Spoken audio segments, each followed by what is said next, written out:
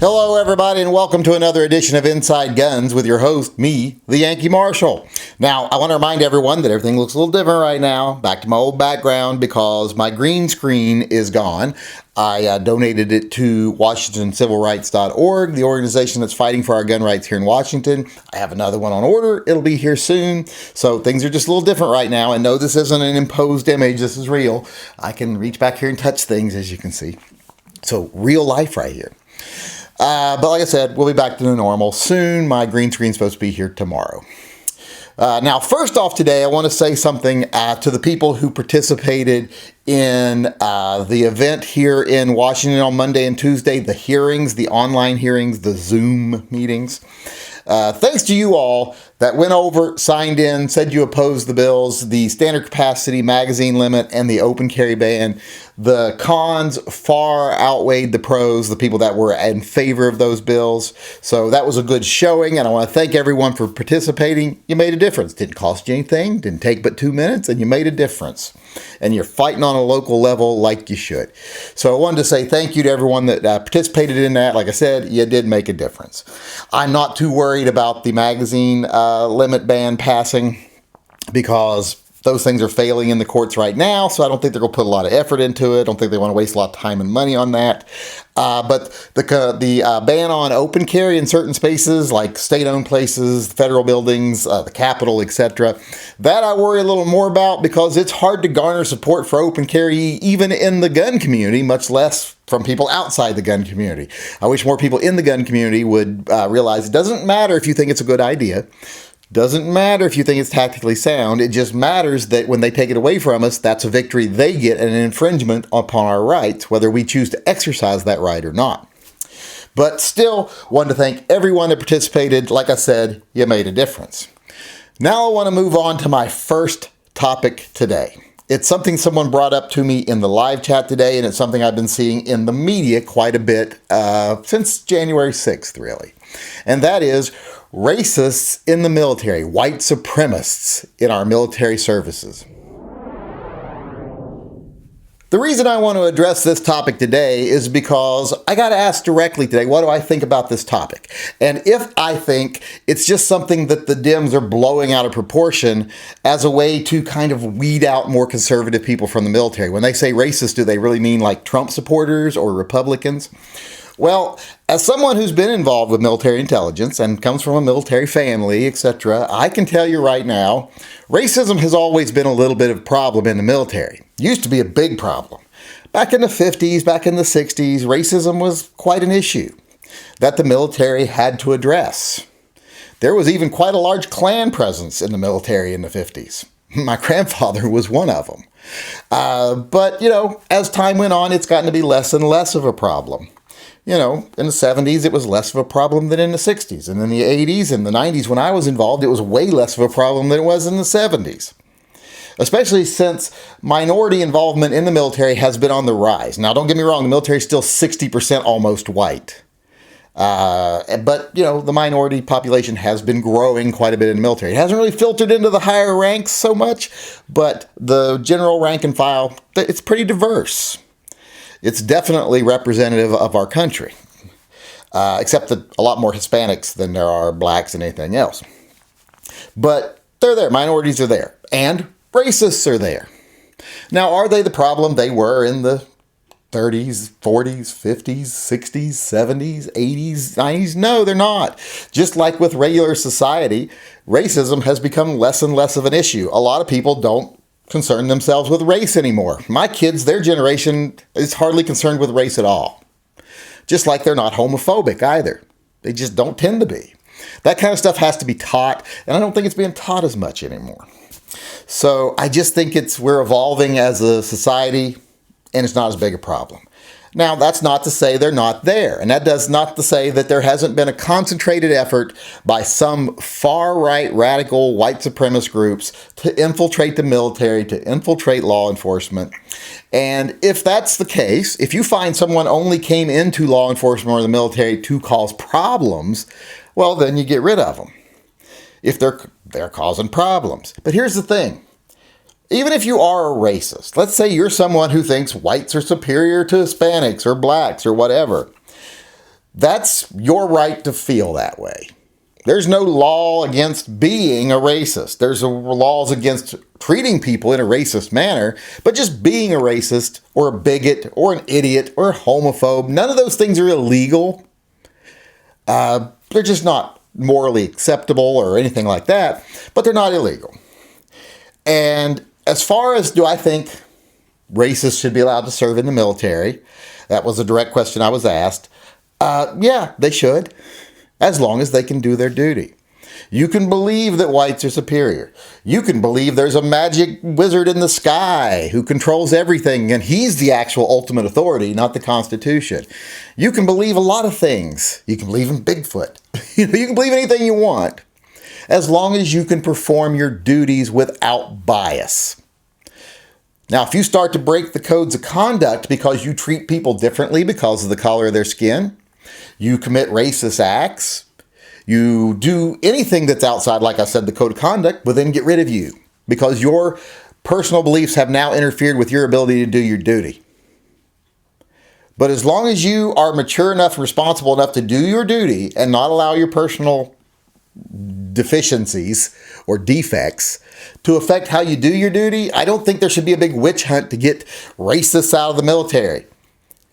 If there are people in the military that are getting involved in racist incidents, they're calling people racist names, they're leaving nooses somewhere, they're doing all these things, well, then you expel them because of the things they're doing, not the ideas they have in their noggin, because you never know what someone has in their noggin. Trust me.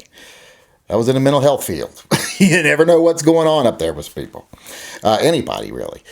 So to me, it smacks of McCarthyism. This whole, we got to purge the white supremacists from the military and law enforcement. I don't think it's right. If anybody here is old enough to remember McCarthyism, that was a big witch hunt. And this has the potential to be the same. I don't like these things. And I know a lot of people are like, well, the whole Russia thing was... No, that was actually an investigation into some things that actually happened. A witch hunt is just trying to find problems where none exist, really. But I just don't, like I said, don't go for it. Like I said, smacks of McCarthyism. If they can do their job and their personal opinions don't influence their behavior, there's no reason to even look for an issue. It's when they engage in improper activity that there's an issue. And don't get me wrong, I despise racists. I despise homophobes. People who come into my chat know the two things that'll get you kicked out quickest is saying something racist or saying something homophobic. Well, at least if you say something homophobic that isn't catty and cute or clever, you'll get kicked out. So I am in no way supporting racists or homophobes or bigots or even people that believe there's a magic wizard in the sky that overrules the Constitution. It's like the people who say, well, the Bible's the real law. Well, that's great. If you're a police officer and you believe the Bible's the real law, but as long as you still follow the actual laws, your personal beliefs don't mean anything to me. So I don't think they should be removed. I don't think there should be this big effort to get white supremacists or racists out of the military. Because one, like I said, I don't think it's that big of an issue. Definitely don't think it's as big an issue as a lot of people would like you to believe. And also, like I said, even though I despise them, even though I would never support them, I think they have a right to serve as long as they don't allow their personal prejudices or whatever to influence their behavior and influence how they do their job. And I think that's probably most people, I hope, are that smart and that responsible that they can do that. And I think really when you get down to it, most soldiers don't care what color the person next to them is in battle. As long as that person is competent, that's all they care about. I don't think most of them care if it's man, woman, black, white, gay, straight, whatever. They care that they shoot straight. That's the only thing they care about. And that they have their back. So, no, I don't support racism in the military, but I also don't think it's a big issue, and I definitely don't support a witch hunt to go after people because of their personal beliefs. All right, it's gun talk time, and today I want to talk about an item that someone asked me about in a live chat the other day. It's the Magpul Glock pistol carbine, the one that actually folds up. You know, it actually like folds into looks like a little, some people say it looks like a little briefcase. To me, it kind of looks like a little camcorder or something. Just an odd looking little contraption, but then it folds out into either a pistol caliber carbine or just a pistol period that has a stock on it. So it's kind of an interesting little toy. It's something that they came out with in 2008. Magpul first announced it in 2008. It was called something different then. It was called the FMG is what it was called, like the folding machine gun or something like that. Now they've renamed it. They've gone into business with ZevTech, it appears, on this, and they've renamed it the FDC and the FDP for Folding Defensive Pistol and Folding Defensive Carbine. And people ask me what I think of these. Do I think these are awesome? Do I want one? Blah, blah, blah. Well, to be honest with you, what I think of them is I think they're a gimmick. I don't really see any practical use for them. I don't see any practical need for them. They're basically just a Roni that folds up into a little square because it still relies on all other Glock parts, the slide, the everything else there is Glockish. So it's not like it's this big of a deal to me. Like I said, I think they're gimmicks. But sometimes gimmicks are cool. Just because something's a gimmick, like someone was asking me, are these gimmicky? Are they just a gimmick? Yeah, they're just a gimmick. But sometimes gimmicks are really cool. And sometimes there's some practicality to gimmicky items. I mean, these fold up small. I mean, that's very small to be able to carry around a pistol caliber carbine or a short-barreled rifle. Just very tiny. So I think it's very cool. I think they are something I would probably want. Who wouldn't want to stick one of these in their car? Just really, who wouldn't want one in their car, in their truck, whatever? It easily can go in an compartment somewhere, and then when you need it, just ka-shunk, and it's popped out and it's ready to go. Now, it is only 9mm. Would that be my preferred defensive caliber if I was going to be in a situation where I needed an SBR or a battle rifle? No, but it's still kind of cool. And I would probably buy one, I hate to say. I mean, I'm not the biggest fan of polymer toys, and especially not gimmicky polymer toys, but I think this is really cool. I mean, it's a fucking transformer for adults. I mean, it's like a cassette tape that folded out into an eagle. Remember that? This is like a little briefcase camcorder looking thing that folds out into a rifle. What could be cooler? So, do I think they're the most practical thing? No, I don't think they're the most practical thing. Do I think they're a gimmick? Yes, I think they're a gimmick. But they're a very interesting gimmick, and still a gimmick that would be very practical if you actually needed it. And it would be something great to keep in vehicles. So as far as what I think of them, I think they're pretty cool, and I really want to try one out. All right, everybody, I want to end the show as usual with our viewer EDC. And tonight we have something unusual. We have a female. We don't get a lot of females in here. It's kind of like the engineering dorm at any college university. Doesn't exactly see a lot of vag, if you know what I mean. But tonight we do have a female, and it is Ina W. And as you can see, Ina is carrying her CZ P01 Omega. Been a lot of CZs people have been carrying lately. I'm surprised to see so many people carrying CZ pistols. Now this is the double action, single action suppressor ready, 15+1 with a TLR mounted light, which we can't see. We'll just have to take her word for that because I'm not going to ask her to show us because I'm pretty sure that'd be sexual harassment. Now, this picture was sent to me by her husband, who made a point to say, well, she can't shoot her dick off. And I'm like, well, yeah, probably not anymore. Not since that procedure.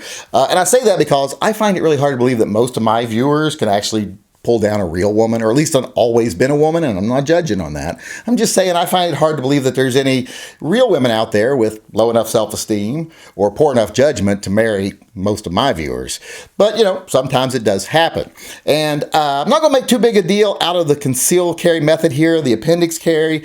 What I want to point out to the actual husband here is if you are lucky enough to have a female wife, and if you are the wife and you want to have your picture sent in, make sure you don't have your husband stand in front of you with his phone with the light behind him to where the shadow makes it perfectly look like you pissed yourself. Because this picture, that's what it looks like. It looks like not only are you showing off your gun, but you're showing off the fact that you pissed your pants. And I know that's a fetish for some people, but not here on this show.